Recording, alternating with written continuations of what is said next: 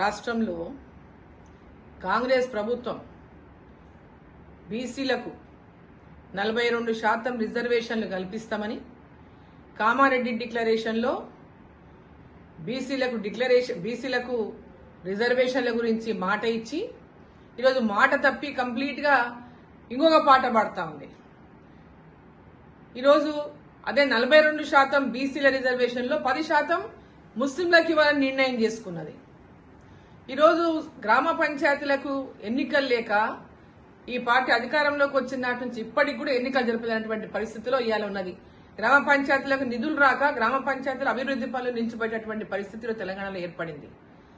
So కేవలం బీసీల యొక్క ఓట్లను రాలగొట్టడానికే బీసీ మాట బీసీ పదం వీళ్ళు మాట్లాడుతున్నారు కానీ వీళ్లకు బీసీలకు రిజర్వేషన్ ఇచ్చేదాని పట్ల చిత్తశుద్ధి లేదు. గతంలో ఎప్పటి నుంచో కూడా వీళ్ళకు బీసీలకు వ్యతిరేకమే. కేవలం ఓటు బ్యాంక్ రాజకీయాలు చేయడంలో తప్పితే బీసీలకు ఏనాడు కూడా కాంగ్రెస్ పార్టీ అండగా నిలిచింది లేదు.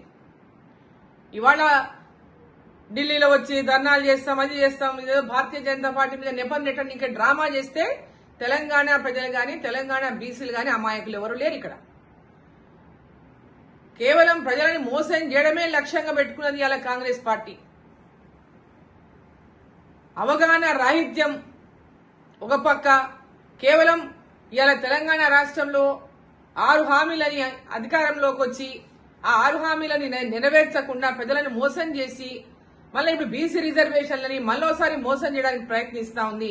స్థానిక సంస్థల్లో గెలుపు మీద నమ్మకం లేక ప్రజల విశ్వాసాన్ని కోల్పోయినటువంటి కాంగ్రెస్ పార్టీ ఇవాళ భారతీయ జనతా పార్టీ మీద ఇదేదో రిజర్వేషన్లు వాళ్ళు చేయదలుచుకున్నట్టు, భారతీయ జనతా పార్టీ అడ్డుకుంటున్నట్టు ఈ డ్రామాలన్నీ కట్టిపెట్టి మీరు ఎంబడే ఎన్నికలు జరపండి, ఎంబడే మీరు ఇచ్చిన మాటను నిలబెట్టుకోండి.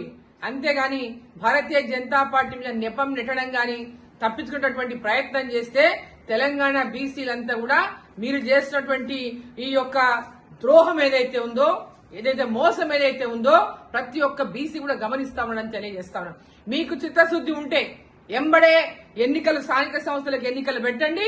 మీరు ఇచ్చిన మాట ప్రకారం 42% రిజర్వేషన్ బీసీలకు ఇవ్వండి.